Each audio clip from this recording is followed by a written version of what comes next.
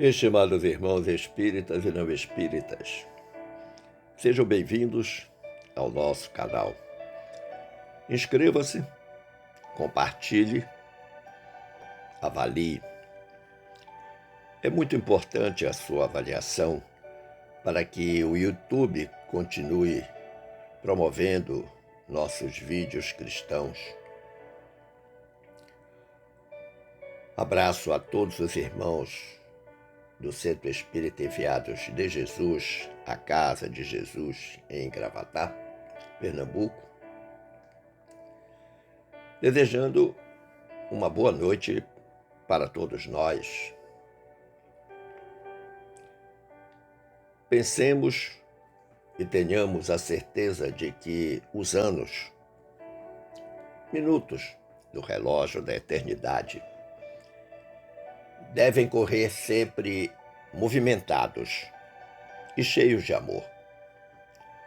Sem isso, a existência perde o sentido e a vida esvazia-se do princípio da evolução. Não esqueçamos que reencarnamos para evoluir. Tendo a liberdade de escolher o tema, uma gentileza facultada pela direção da casa, inclinei-me pelo assunto aprendendo a renunciar com Jesus. E a primeira pergunta que salta aos olhos é: nesse sentido, o que fez nosso modelo e guia? Observe, meu amigo, minha amiga. O próprio Jesus viveu uma vida de renúncia. No Evangelho de João, em duas passagens distintas, capítulo 6 e capítulo 8, existem duas falas de Jesus que bem atestam essa renúncia a que ele ensinou para todos nós. Em João 6,38, o mestre disse: eu desci do céu, não para fazer minha própria vontade, mas a vontade daquele que me enviou. Resignação, submissão, humildade, lições já presentes nesta fala de Jesus. Em João 8,50, o mestre disse: eu não procuro a minha própria glória. Então a gente percebe que Cristo nunca fez algo da própria vontade. Ele nunca deu um passo, nunca disse uma palavra, sem que estivesse instruído pelo Pai e cumprindo a vontade do Pai. Ele conseguia sublimar as suas inclinações humanas para ficar com as suas inclinações espirituais. Está aí, então, o exemplo e a diretriz para todo aquele que deseja aprender a renunciar com Jesus. Vamos, então, esclarecer o conceito. O verbo renunciar na língua portuguesa significa desistir da posse de. Significa também abdicar, abrir mão. Quem renuncia, renuncia em favor de si mesmo ou de alguém. Por exemplo, as mães aqui presentes. Quantas vezes renunciaram em favor de seus filhos? Agora nós devemos reconhecer, a partir dos testemunhos de Jesus, que a renúncia tem duas exigências. Duas virtudes precisam ser colocadas em prática, melhor dizendo, para todo aquele que deseja renunciar. Que virtudes são essas? O devotamento e a abnegação. Para o Espiritismo, o devotamento ao dever impõe lealdade e perseverança nas lutas de superação das paixões inferiores. A criatura devotada precisa vencer inicialmente a si mesma. E a abnegação. A abnegação abre o caminho para a vivência da caridade em todas as suas expressões. E sem dúvida que a abnegação demonstra a grandeza do amor. Toda criatura abnegada ama profundamente. Pensemos em Francisco de Assis, pensemos em Madre Teresa de Calcutá, pensemos em Irmã Dulce e tantos anônimos que existem por aí, cuja a existência é a mais abnegada possível, é a mais devotada possível, sempre em favor do próximo. Nosso ponto de partida vem da compreensão de que renunciar não é abandonar nem se abandonar. Isso é irresponsabilidade e desleixo. Sim, porque quando nós abandonamos tudo, nós estamos sendo irresponsáveis. Quando nós nos abandonamos, nós estamos sendo desleixados. Renunciar, em verdade, é desligar-se do acessório para ligar-se no essencial. E aí eu lhe pergunto, o que é essencial para o cristão? Poderíamos até ampliar para todo ser humano, independentemente de sua crença religiosa. O que é essencial? Um progresso espiritual. Aí está o sentido da existência para o corpo físico e da vida para o espírito. O espírito se alberga por um determinado tempo num corpo físico para progredir.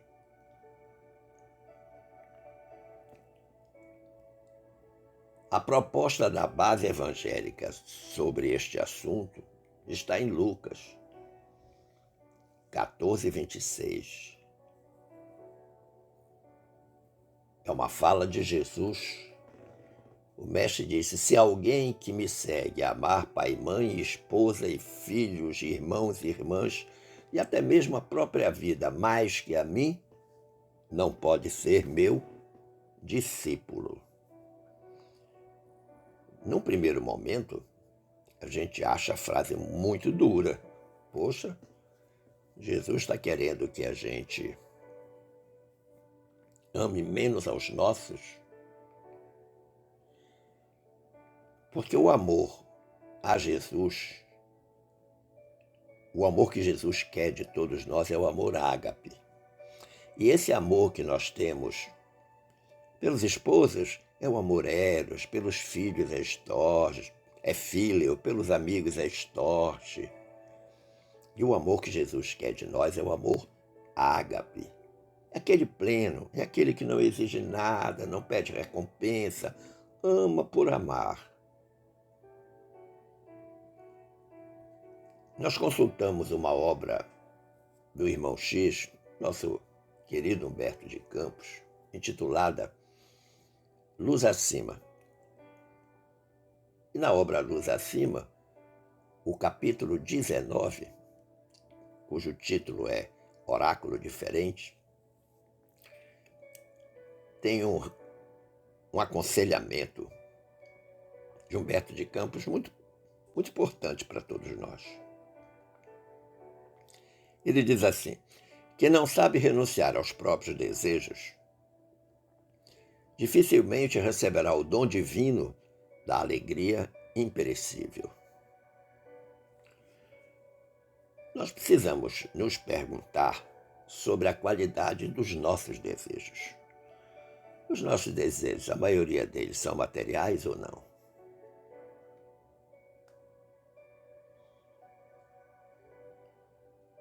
E aí Humberto está dizendo que quem não sabe renunciar aos próprios desejos, ou seja, aqueles que são escravos da carne, escravos da materialidade, vão ter dificuldade de receber o dom da alegria imperecível. A alegria imperecível é a paz na consciência.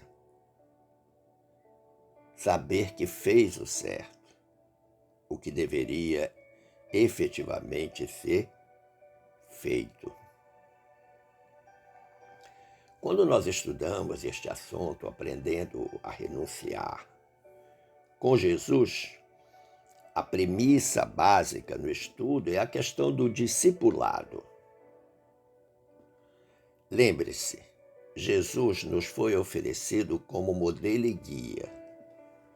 Modelo para ser imitado, guia para ser seguido. E isso resume o trabalho do discípulo. Todo aquele que tem o mestre precisa imitar o seu mestre, que é o seu modelo, precisa guiar o seu mestre, seguir o seu mestre, que é o seu guia. Seguir o seu mestre, que é o seu guia. Mas aí reside o desafio. É neste momento que as coisas começam a tornar-se trabalhosas.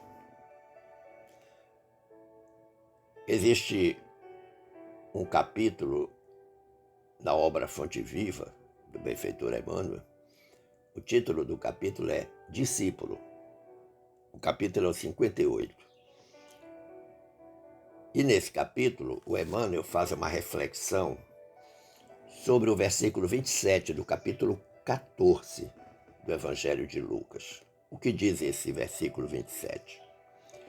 E qualquer que não levar a sua cruz e não vier após mim, não pode ser meu discípulo. Frase de Jesus. E qualquer que não levar a sua cruz e não vier após mim, não pode ser meu discípulo. E após mim não está apenas no sentido de ir atrás. Após mim no sentido de ter Jesus como guia. Ir atrás no sentido físico.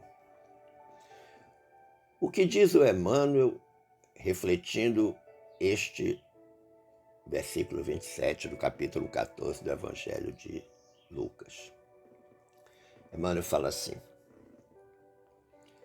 os círculos cristãos de todos os matizes permanecem repletos de estudantes que se classificam no discipulado de Jesus com inexcedível entusiasmo verbal, como se a ligação legítima com o mestre estivesse circunscrita a problema de palavras. Olha que interessante.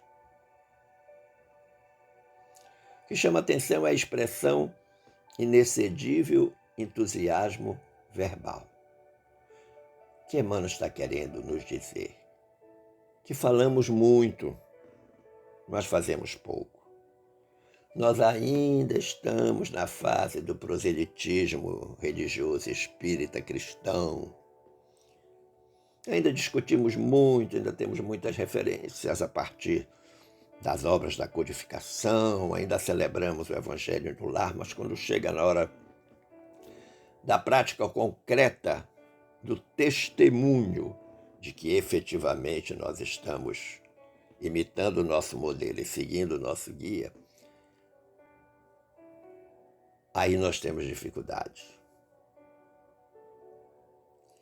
Mas o Emmanuel chama a nossa atenção, dizendo, na realidade, porém, o Evangelho não deixa dúvidas a esse respeito. E ele vai apontar o caminho inicial. Ele vai dizer assim: a vida de cada criatura consciente é um conjunto de deveres para consigo mesmo, para com a família de corações que se agrupam em torno dos seus sentimentos e para com a humanidade inteira. Olha que interessante. Vou repetir. A vida de cada criatura consciente é um conjunto de deveres para consigo mesmo, para com a família de corações que se agrupam em torno dos seus sentimentos e para com a humanidade inteira. Observe, meu amigo, minha amiga, que nesta frase, o Emmanuel tipifica a criatura. Diz que ela é, ou deve ser, consciente. Consciente é aquele que tem conhecimento de sua própria existência e capacidade de pensar, de desejar, de perceber. É alguém que desenvolve percepção, raciocínio e decisão. Ademais, Emmanuel fala no conjunto de deveres e aponta com quem são esses deveres. Em primeiro lugar, com nós mesmos, com a nossa família e com a humanidade. Ou seja, partindo da menor expressão que é a própria criatura, partindo do micro e chegando no macro. O macro é a sociedade. E entre o micro e o macro está o elemento central, que é a família, esse grande laboratório de ajustes e reajustes espirituais. Mas apesar do conselho, o Emmanuel vai fazer uma ressalva. Ele vai dizer assim: e não é tão fácil desempenhar todas essas obrigações com a aprovação plena das diretrizes evangélicas. E aí, quando eu li essa parte aí, eu pensei, que diretrizes seriam essas? Diretrizes evangélicas são aquelas oriundas do Evangelho de Jesus, o Evangelho de amor e libertação. Aí eu me dei conta que no capítulo 26 da obra Opinião Espírita, este mesmo Emmanuel vai apontar essas diretrizes, as quais eu sintetizei da seguinte forma. O Emmanuel diz: não vos adapteis às conveniências e convenções do mundo, mas transformai-vos pela renovação do entendimento, de modo a conhecerdes os desígnios de Deus, para que vossa tarefa se faça agradável e útil. E seguramente eu tenho certeza que você deve estar perguntando o que são conveniências e convenções do mundo. São os desvios de rota. É nós atendermos mais aos apelos do mundo. Estou no mundo, mas não sou do mundo. Eu apenas estou no mundo. Eu, você e todos nós. Mas nós não somos do mundo. Nós não somos criaturas da Terra. Nós estamos na Terra. E evidentemente que estar na Terra, nós vamos estar submetidos a uma série de conveniências, de convenções próprias da Terra, próprias da estrutura social da humanidade terrena. Então ele pede que a gente não se adapte a essas conveniências e convenções do mundo, mas que a gente se transforme pela renovação do entendimento. Ou seja, entender o sentido da nossa existência, entender que nós somos um espírito imortal, temporariamente albergado num corpo físico de carne, cuja grande finalidade deste estágio carnal é o progresso do espírito, e que quando nós deixarmos este corpo físico, retornaremos ao plano espiritual e deveremos retornar melhor do que quando viemos do plano para o corpo físico. Mas o Emmanuel diz mais: aprendei com temperança o que vos convém saber, conforme o grau de vossa fé.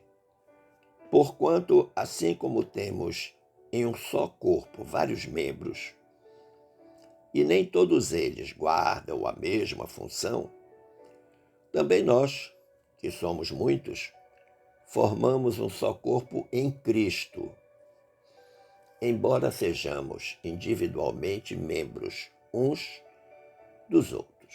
Olha que interessante. Está fazendo uma analogia entre o corpo físico e o corpo social. Mas ele começa lembrando algo extremamente importante, que ele diz: aprendei com temperança. Temperança, basicamente, é guardar o equilíbrio. Lembra lá do ditado popular, nem tanto ao mar, não, nem tanto à terra? Ou seja, com moderação, sem exagero. E depois de pedir que a gente aprenda com temperança, ele vai dar um belo aconselhamento. Um belo aconselhamento que todos nós deveremos refletir bastante sobre isso. Lembre-se que nós estamos falando do capítulo 26 da obra Opinião Espírita. Estamos revisando, a partir do Emmanuel, o sentido da diretriz evangélica. Mas vamos lá ao aconselhamento do Emmanuel. Imprescindível se faz eliminar as arestas do próprio temperamento, garantindo o equilíbrio que nos é particular. Contribuir com eficiência em favor de quantos nos cercam o caminho, dando a cada um o que lhe pertence. E servir a comunidade, de cujo quadro fazemos parte. Bom, agora o Emmanuel está nos oferecendo o modus operandi desta diretriz evangélica. Inicialmente, para nós mesmos, vamos eliminar todas as arestas do temperamento. Vamos buscar aquele equilíbrio que muitas vezes o temperamento afoito nos tira. Vamos contribuir com eficiência em favor daqueles que estão conosco, nos cercam o caminho. Vamos fazer pelo próximo, dando a cada um o que lhe pertence. E o que pertence a cada um daqueles que estão em torno de nós? O amor. As criaturas que nos rodeiam precisam receber o nosso amor. Não o amor eros, torge ou filho, não, o amor ágape, o amor de Jesus. O amor da compreensão, da caridade espiritual, da caridade material, da caridade moral, o amor do perdão, o amor da prudência, o amor da escuta. Às vezes as pessoas precisam falar e nós não temos a prática do amor da escuta. Mas o fechamento desse capítulo, lá do Opinião Espírita, que o Emmanuel faz é perfeito. Ele diz: sem que nos retifiquemos, não corrigiremos o roteiro em que marchamos. Ou seja, se eu não cuidar de mim, se eu não consertar as minhas imperfeições, se eu não buscar o equilíbrio, se eu não eliminar as arestas do meu temperamento, se eu não trabalhar em favor do próximo, se eu não servir a comunidade da qual eu faço parte, eu não vou corrigir o roteiro em que marchamos. Ou seja, eu estou seguindo Jesus pela estrada errada. Ou seja, cada um trafega na estrada que elege como mais indicada. E evidentemente que esta escolha guarda uma profunda relação com os valores morais e espirituais de cada um de nós. O Emmanuel segue ainda como uma bela analogia. Ele diz assim: árvores tortas não projetam imagens irrepreensíveis.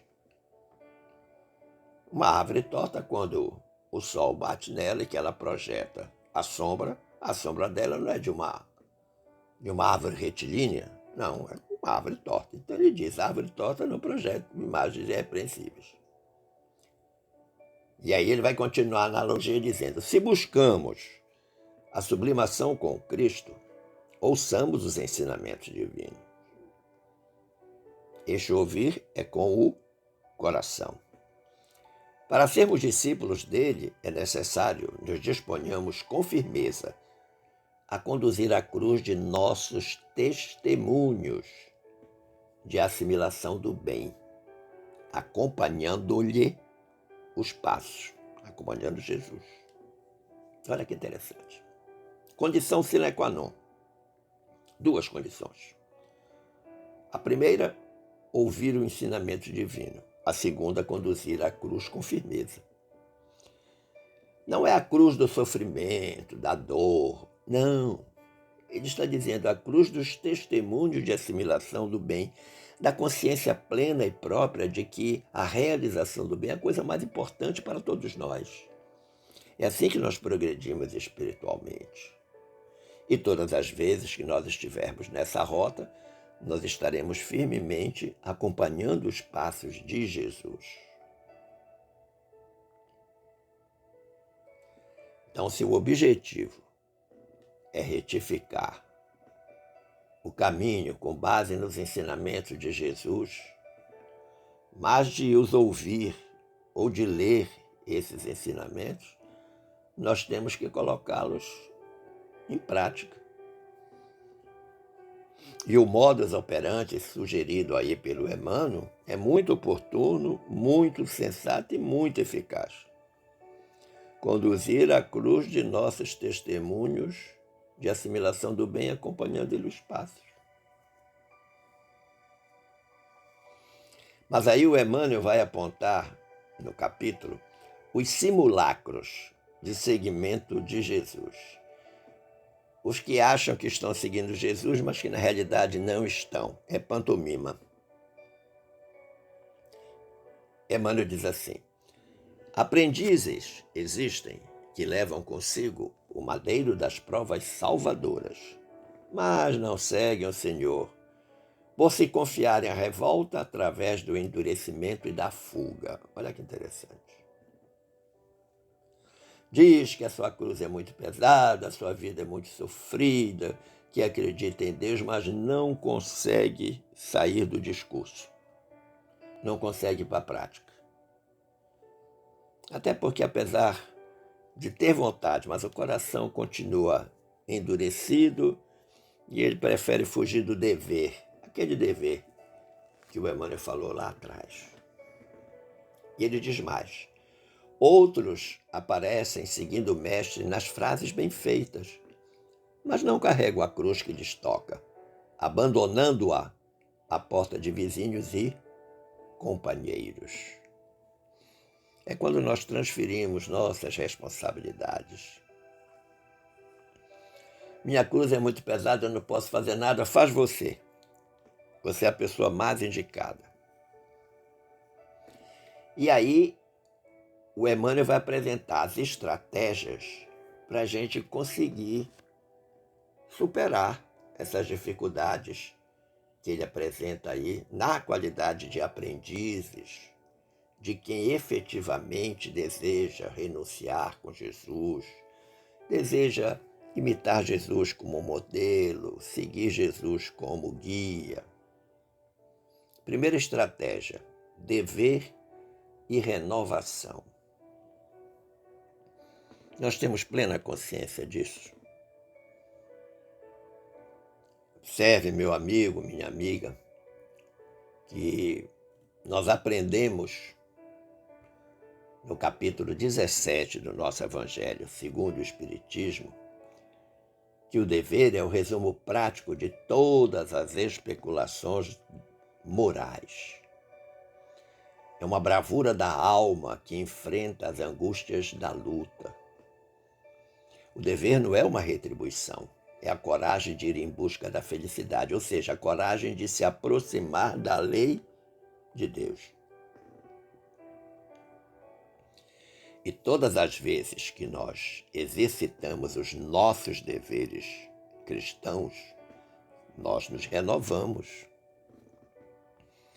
Nós nos tornamos criaturas melhores. A segunda estratégia apresentada pelo Emmanuel é a de serviço e aprimoramento. Lembra lá que quando ele deu aquelas sugestões, ele disse que nós precisávamos servir a humanidade. Começávamos com nós mesmos, passávamos pela família e terminávamos na humanidade, na vida social, que não pode ser exclusivamente dos nossos amigos, parentes e familiares. Isso tem que ser ampliado. Muito bem, serviço e aprimoramento. Capítulo 6 da obra Na Era do Espírito. Nosso Emmanuel nos diz: chamados para servir, quantos de nós temos alegado até agora insuficiência, falha, defeito ou incapacidade, tentando justificar a própria omissão. Curioso pensar, diz o Emmanuel, que o Evangelho do Senhor não nos convida para exercer o ministério dos anjos, e sim nos solicita engajamento para desempenhar o papel de servidores. O Evangelho de Jesus não nos cobra essa transformação súbita de ser pecador em ser angelical. Não. Ele pede apenas que, através do serviço, nós vamos aprimorando o nosso espírito. O serviço constante. Não é de vez em quando, não, é permanente, é servir sempre. Há um texto do Emmanuel que é um capítulo de um livro, agora eu não recordo a obra, mas o capítulo é Ama e Serve Sempre. A unidade de tempo é sempre. Mas nós, muitas vezes, buscamos justificativas deveras pueris para nos omitirmos da realização desse serviço pelo qual nós aprimoraremos nosso espírito. A terceira estratégia é ação e progresso. Lembremos que uma das leis morais, capitulada na parte terceira do Livro dos Espíritos, é a lei do progresso. É inexorável. Basta que você olhe seu corpo físico e perceba o progresso. Basta que você olhe a natureza e perceba o progresso. Basta que você revisite a Terra nos últimos 20 anos e você vê o progresso. A lei do progresso é inexorável. Mas aqui nós estamos falando da lei do progresso espiritual. Esse é o grande objetivo da reencarnação do espírito. E a esse propósito, o Emmanuel, no capítulo 50 da obra Justiça Divina, o título do capítulo 50 é O Bem que Nos Falta. Ele faz um destaque interessante dizendo: no estudo da perfeição, comecemos por vigiar a nós mesmos, corrigindo-nos em tudo aquilo que nos desagrada nos semelhantes. Olha que interessante. A gente sabe que o próximo, que o outro, na realidade é o nosso espelho. Quando a gente está criticando alguém, nós estamos fazendo uma autocrítica. Nós estamos vendo nele o defeito que está em nós. E essa frase do Emmanuel, no estudo da perfeição, comecemos por vigiar a nós mesmos, corrigindo-nos em tudo aquilo que nos desagrada nos semelhantes, ela combina com o aconselhamento desse benfeitor do Chico, do próprio Emmanuel, mas que está numa outra obra, que é a obra Inspiração, capítulo 25. Lá nesse capítulo 25 da obra Inspiração, o Emmanuel diz assim: não aguardes o progresso geral para acender a luz em ti mesmo. Faze, antes de tudo, claridade em teu próprio coração, cooperando no erguimento do progresso geral.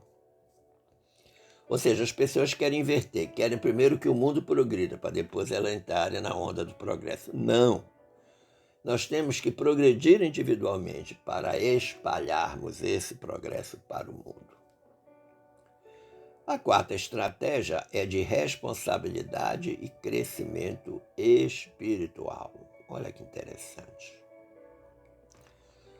Mais uma vez, vamos nos valer do abençoado Emmanuel, agora no capítulo 48 da obra Mãos Unidas.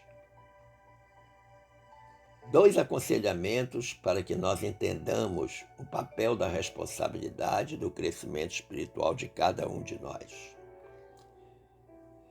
Primeiro aconselhamento: carregar nossa cruz a caminho do Cristo será abraçar as responsabilidades que nos cabem no setor de trabalho que Ele próprio nos confiou. O primeiro setor de trabalho que Jesus confia para nós chama-se família. Depois, a nossa atividade laboral, depois a nossa atividade religiosa, a nossa atividade social e por aí vai. E o segundo aconselhamento do Emmanuel, lá no capítulo 48 da obra Mãos Unidas, diz o seguinte: e na adesão do compromisso esposado, qual é o compromisso esposado? Abraçar responsabilidades que o próprio Jesus nos confiou. Urge não esquecer que as nossas dificuldades podem ser modificadas, mas não extintas. O que ele está querendo dizer com isso? Todas as vezes que nós praticamos o bem, a prática do bem, a prática da caridade, ela vai diminuindo as dificuldades da nossa existência. Nós todos somos devedores. Nós todos trazemos do pretérito uma série de circunstâncias que nós precisamos consertar. E o primeiro local de estágio desses concertos é a própria família. Então, cada vez que a gente conserta uma imperfeição nossa, não é que a gente extinga a dificuldade que esteja enfrentando, mas ela se modifica. Em que sentido? Nós passamos a ter mais força, mais entendimento, mais paciência, mais prudência, mais sabedoria, mais calma. Precisamos estar atentos a esse chamamento de atenção do Emmanuel. Não podemos esquecer que as nossas dificuldades não podem ser modificadas, mas não extintas. E a última das diretrizes é a aceitação dos impositivos do bem e obediência aos padrões do Senhor. Ele não é o modelo, tenho que imitá-lo. Ele não é o guia, tenho que segui-lo. E aí eu fui na obra Instrumentos do Tempo, do Emmanuel e com Chico Xavier, e no capítulo 35, intitulado Aprendamos a Obedecer, tem um aconselhamento primoroso para essa aceitação dos impositivos do bem e obediência aos padrões do Senhor. O Emmanuel diz assim: aprendamos a viver sob o jugo do Senhor, dentro da nossa liberdade de escolher o próprio caminho, de vez que somente pelo cativeiro voluntário aos nossos deveres é que caminharemos para a nossa definitiva emancipação espiritual, claro. Olha que interessante. Dentro da liberdade de escolher o próprio caminho, o nosso livre-arbítrio, a nossa capacidade de escolher dentro do que nós consideramos o melhor, não para o nosso corpo físico, mas para o nosso espírito, que é o que permanece depois que nós morremos, nós desencarnarmos. O corpo físico vai ser enterrado ou cremado, mas o espírito continua a sua saga evolutiva. Mas para que a gente possa ter uma emancipação à altura do esforço feito para o progresso, nós vamos estar no que o Emmanuel está chamando de cativeiro voluntário aos nossos deveres. Se nós temos de ser escravos, tem que ser das nossas obrigações com o bem. Esta é uma escravidão muito bem aceita, tolerada pela espiritualidade, por Jesus e pelo nosso Pai amado. Conclusão de hoje, meu amigo, é simples, muito simples. Somente depois de semelhantes aquisições dessas diretrizes, dessas 5 diretrizes que nós listamos, é que atingiremos a verdadeira comunhão com o Divino Mestre. Simples assim. Quer aprender a renunciar com Jesus? Coloque em prática essas diretrizes. Nada além disso. Colocar em prática. de coração, de alma elevada, com força de vontade. Esperando ter contribuído para o entendimento deste tema, eu agradeço o carinho da atenção e das boas vibrações dispensadas e desejo que fiquemos todos em paz com Jesus. Forte abraço.